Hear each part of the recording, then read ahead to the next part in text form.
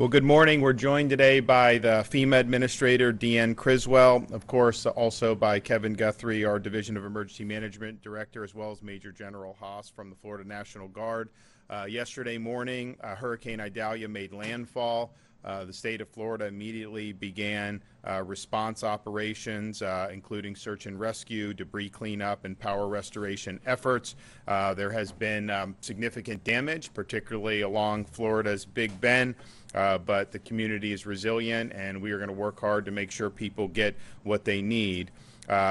Urban search and rescue teams, National Guard, Coast Guard, Florida Fish and Wildlife, Florida State Guard have been involved in search and rescue efforts. There's still reports rolling in, but as of last night, there were approximately 40 successful rescues made, including 29 by the Florida National Guard. Our Fish and Wildlife officers assisted with the medical evacuation yesterday, and they are conducting high water and welfare checks. These efforts are continuing, and they will continue until there is no longer a need. We are working hard to restore power across the state of Florida. As of 6 a.m. today, there are approximately 146,000 power outages reported across the state, but power is being restored quickly. Thus far, 420,000 accounts that lost power during the storm have been restored. And the bulk of the outages at this point are in that Big Bend region, a lot of the rural counties that bore the brunt of the storm.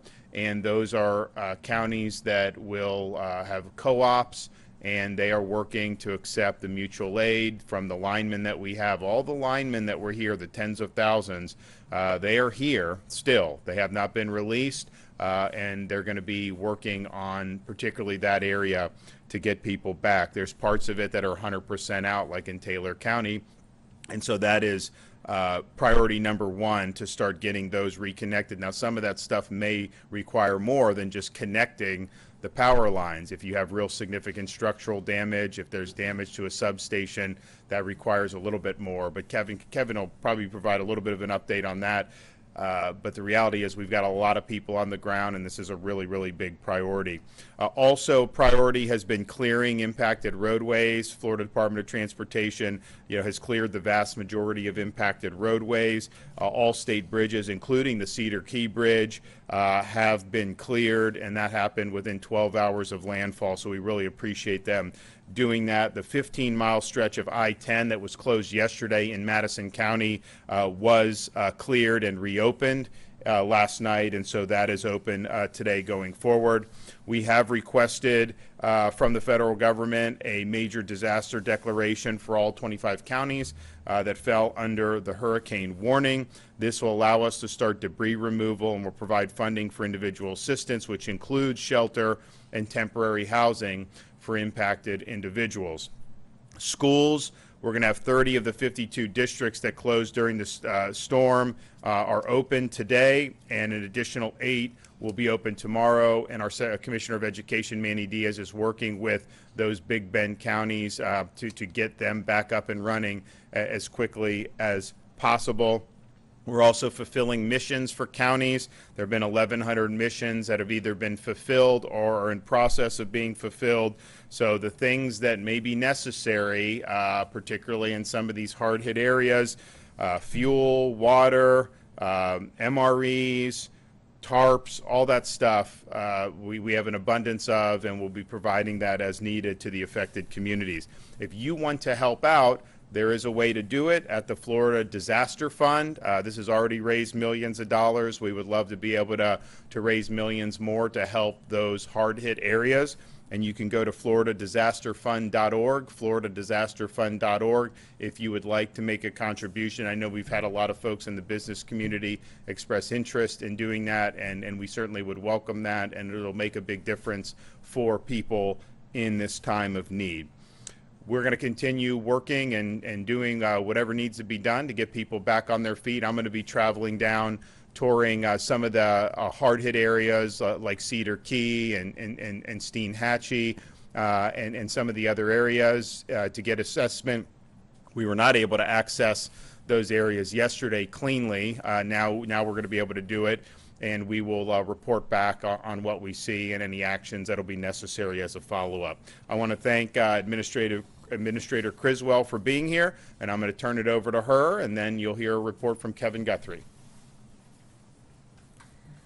Thank you, Governor, and good morning, everybody. You know, first, I just want to express our commitment, the federal government's commitment to continue to support the governor and the team here in their ongoing response, and then the recovery efforts here in Florida.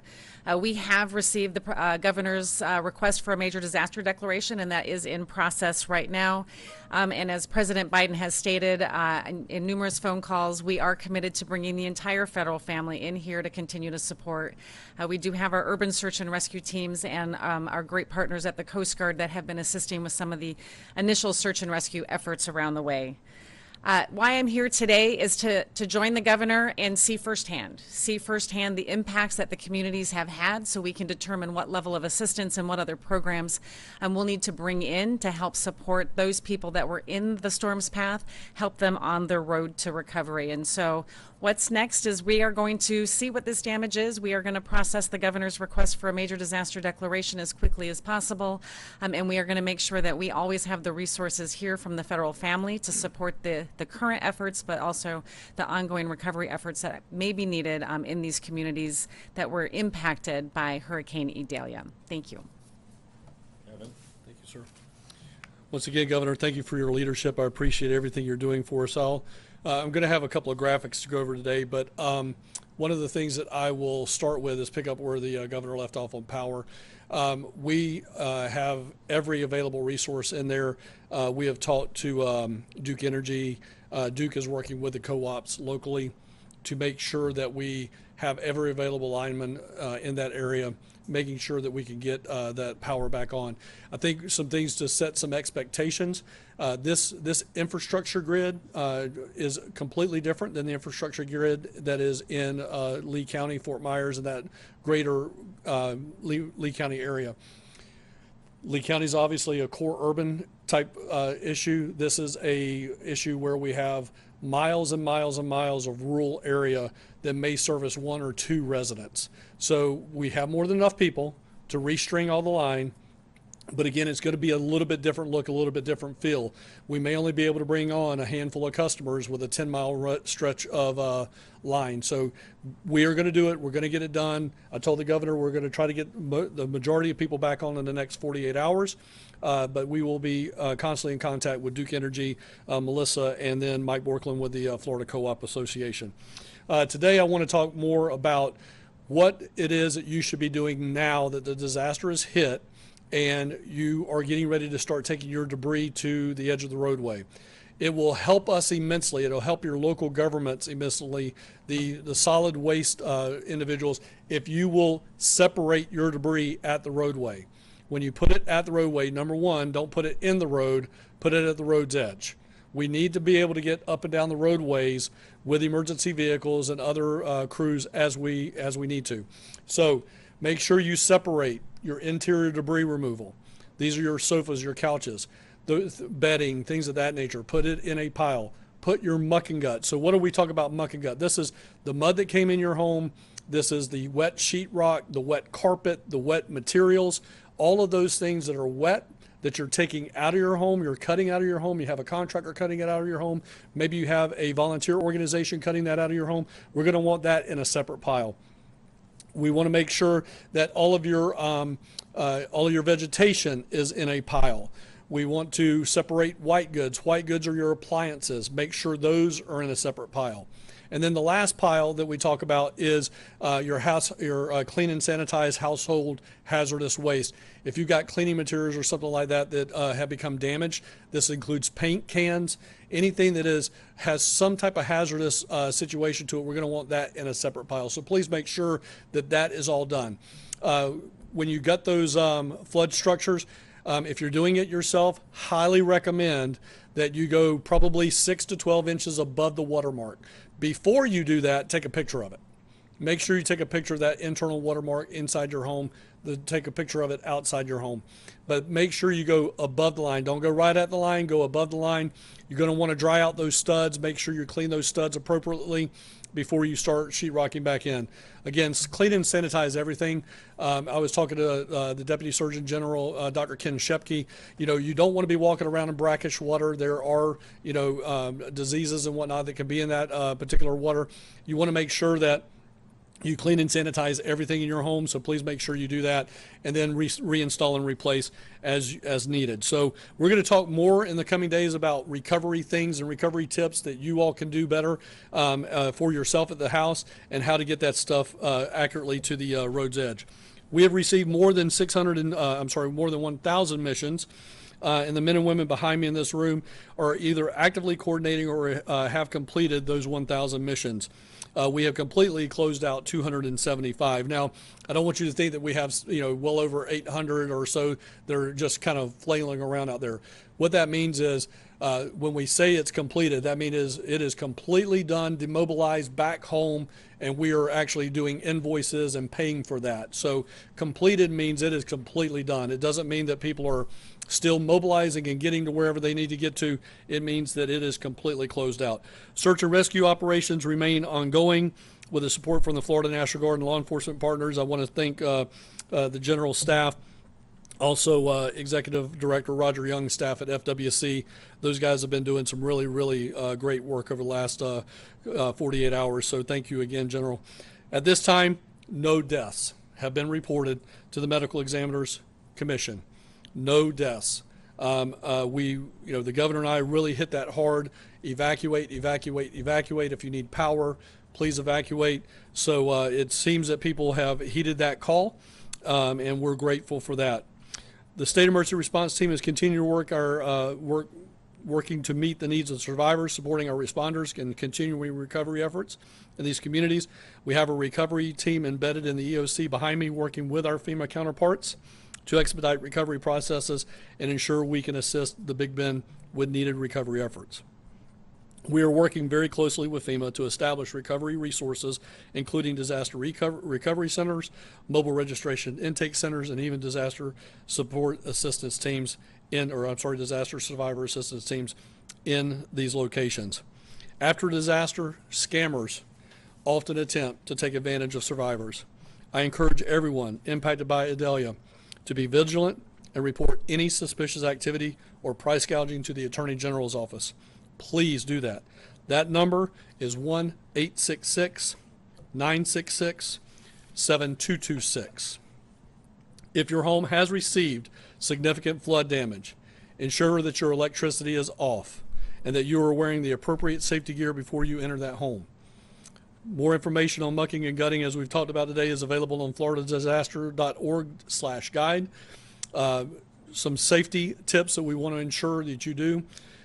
Please make sure that when you're operating a chainsaw, you're doing it safely. Please make sure you're wearing goggles. Make sure that you're covering your head, protecting your head. If you do not know how to operate a chainsaw, do not do it. Do not get on ladders. The governor and I have talked about this in the past. It's generator safety, it's chainsaw safety, it's ladder safety. Those are the three big things that end up causing people to have deaths in post-disaster impacts. And all of those are avoidable deaths. Do not get on a ladder at the top rung with a chainsaw in your hand, trying to hang on with the other one and cut off a limb. That is not the way to do this, folks. Please do it safely. Call in somebody to get that done. Don't fly drones where responders are at. That will inhibit air operations. It will inhibit other operations if we do not know what's going on with the drones. So please do not fly drones where responders are at. We've talked about generator safety, 20 feet away from all open windows and open doors. That includes your garage. Do not open your garage and run a generator in your garage. Get it away from your home. And volunteer organizations. Volunteer organizations are your best bet for getting assistance on chainsaw operation, debris removal on your private property. That can all be done through our website here, as well as Volunteer Florida. We have right behind me, right behind where we're standing, is a room full of volunteer disaster organizations that are ready to come and help you. So please make sure you reach out to us, or to your local emergency management agency for a list of volunteers that are willing to come and help you at your home. Thank you, Governor. And I just want to reiterate something that Kevin said about the evacuations and listening really to the local officials. I think those officials in those really hard-hit counties, I think, did a good job. I think citizens responded very appropriately, and then to be here where you have a storm hitting close to 130 mile an hour, just under a Cat 4, and not, as of now, have any reported fatalities, it's probably something that most people would not have bet on, 4 or 5 days ago, knowing how strong the storm was going to get. So my hat's off to the people on the ground there who did a good job. And also, just it should be said that this was a pretty solid forecast. If you look, we were back here this weekend, and it was a Big Bend impact, and there was a little variation along the Big Bend, but the bottom line is these forecasts were pretty doggone accurate, particularly compared to what happened with Hurricane Ian, where we went in a matter of 48 hours to potentially having a Big Bend impact, and then all of a sudden migrating all the way down to Southwest Florida. This one was there. It was keyed in. And it was very, very accurate. So I appreciate that, and that was great. Okay, do we have any questions? I know damage assessments are ongoing, but is there any damage you're finding to state buildings, including prisons, in the past? I don't think so. Do we have any? Not reports yet. I mean, so the storm just went through yesterday, so I think today will be an important day to be able to get around and look at everything and get a better assessment. But there's not been any specific report about any state buildings. Describe the damage that you saw yesterday and compare that to Hurricane Ian last year. Well, what I saw was just a lot. I mean, there's a massive amount of debris because you have a lot of trees in this part of the state, and there were trees knocked down. They would knock down power lines. There were branches and all kinds of stuff kind of everywhere. You did see structural damage to buildings. I saw roofs torn off of businesses. We saw other types of hurricane damage. There's no question. Ian was different because where that hit, I mean, you saw the boats. I mean, it would take boats and move the boats, hundreds of yards, even thousands of yards, and they'd just be in the middle of a field somewhere, and you're like, how does that happen? And so that was, I think, a level of power that it came in basically at a Category 5. And then it was in a much more populated area. So more opportunity, I think, to have destruction, whereas I think this one, there was definitely a lot of destruction, but it was so much debris and so much woods, and that's just going to require a lot to be able to clean all that up. It appears that most of the power outages are in about 6 to 8 counties, and the state believes that we can have power restoration within the next 48 hours. So the outages are primarily the Taylor, the Madison, a little bit of Levy, Sewanee, Dixie, Wakulla, those types of counties, basically right in the path of the storm. And so what Kevin said yesterday is that there will be significant progress within 48 hours. I don't think that we'd be in a position to say that it could be fully restored just simply because if there's structural damage, you're going to have to rebuild some of that stuff. If it's reconnect, we've got the people there. That's going to be able to get done. If it's rebuild, there's just more that goes into that. But suffice it to say, for the number of customers that are out, to have 146,000 out and us to have tens of thousands of additional linemen, that's a pretty good ratio. So I think people could rest assured that there's a lot of resources being put on this mission to be able to get them up and running as quickly as possible. Just to be clear, did the state ask FEMA for the for 100% reimbursement on Cat A and Cat B, which is the debris removal and extra help and whatnot? What was our request for? So our request at this time was for an expedited major assistance declaration, and then we will write, once we get that, then we'll go back into writing letters about requesting additional assistance. Yes. All right, well, we're going to head down. The administrator is going to join us, and so we're going to hit a lot of the most significantly affected spots, and then we will be back in Tallahassee later today. But I just appreciate everybody who's working hard on this. There's still a lot of work to do, but there's been a lot of good stuff that's been done. So thank you.